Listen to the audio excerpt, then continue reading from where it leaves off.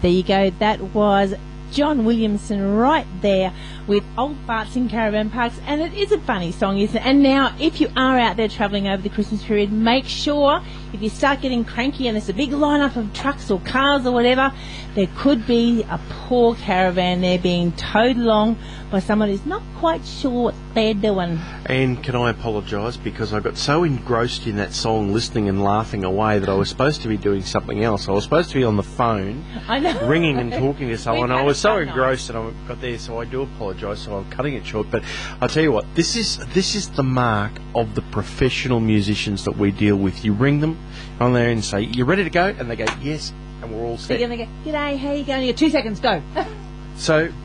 And we are talking tonight with, again, another finalist in the Toyota Star Maker for 2013, of course a finalist in 2012 and now again in 2013. And as we do with all of the Star Maker finalists, we wish them the best of luck.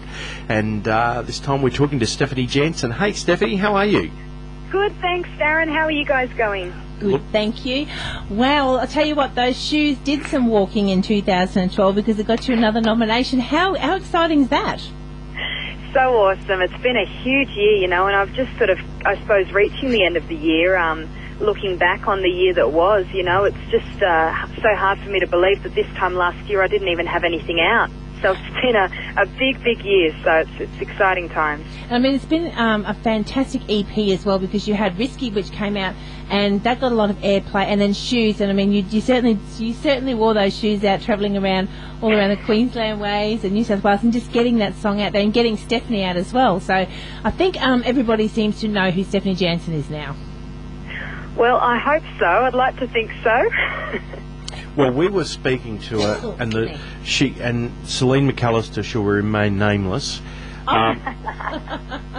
She actually, we said, "Who do you think your biggest competition is?" She did too. And she said Stephanie Jansen.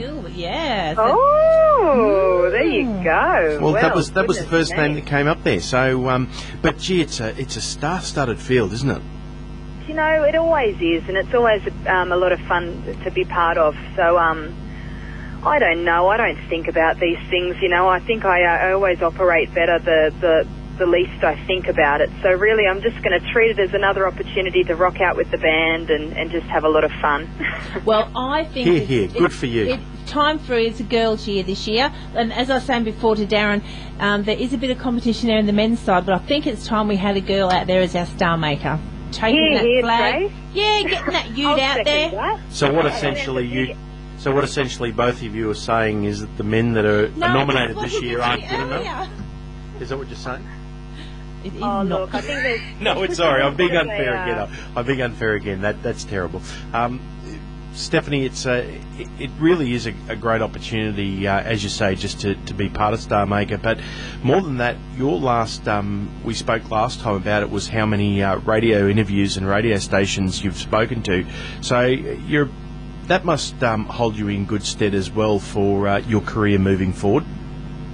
Radio is so important, especially I think in country music, because we do operate from community radio so much, just, you know, with the sort of audiences we're reaching. So, you know, I feel so grateful. The radio has really gotten behind my songs, considering I'm such a new face.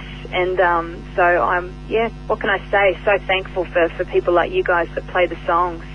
And I say shame on those big commercial radio stations that don't play enough country music. Here, absolutely.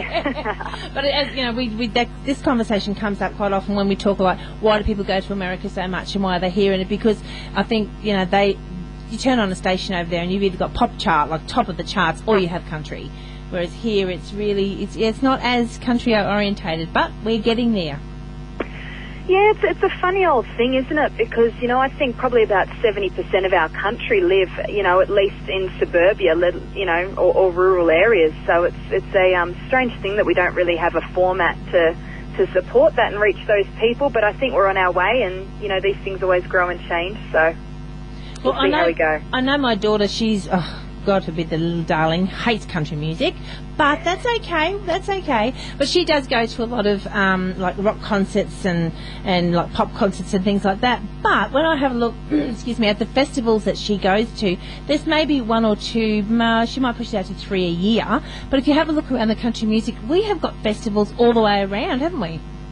Absolutely. You know, it's a really great community, I think, to be a part of, you know, on all levels. It's just I think once you get welcomed and you become a part of it, there's so much structure and, you know, things like Star Maker and those talent quests even before that, you know, when you're sort of coming up and earning your chops and, you know, not many other genres have those sorts of structures for young artists, so I think we're pretty spoilt in country music.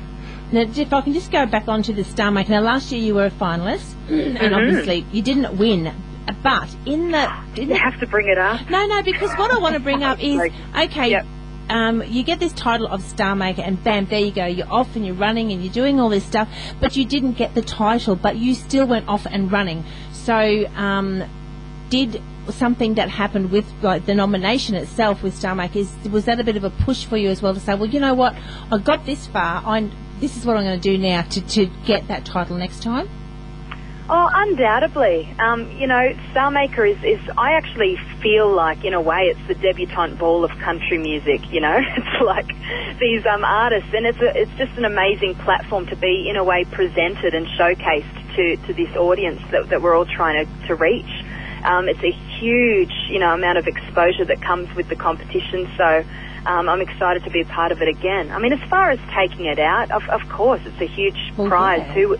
Who wouldn't want it? But I don't think it would change the way I would approach it. You know, I think everyone probably knows who I am and what I bring to the table. So really, it's just a case of whether it's my time or not. And you know what? I think there are a lot of worthy recipients in the lineup. So.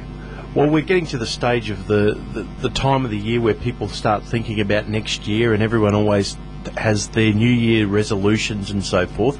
Let's have a look 12 months down the track, and let's put Star Maker to the side, whether you win or whether you compete admirably. Regardless of that, what do you want to achieve by the end of 2013? Well, I think 2013 will be a year where I really stepping up a notch as far as, you know, hopefully getting a full album under my belt.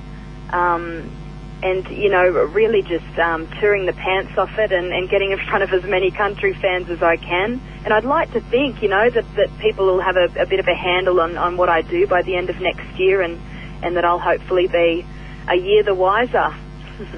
Well, good luck with that too. Well, let's hope that it is a very prosperous Christmas and a happy New Year for Stephanie Jansen. And one thing for sure, that while Stephanie Jansen's producing music, 101.5 FM will be playing That's it. exactly right. Yeah. Aww, you guys. I know. He's a bit of a smooth talker, isn't he?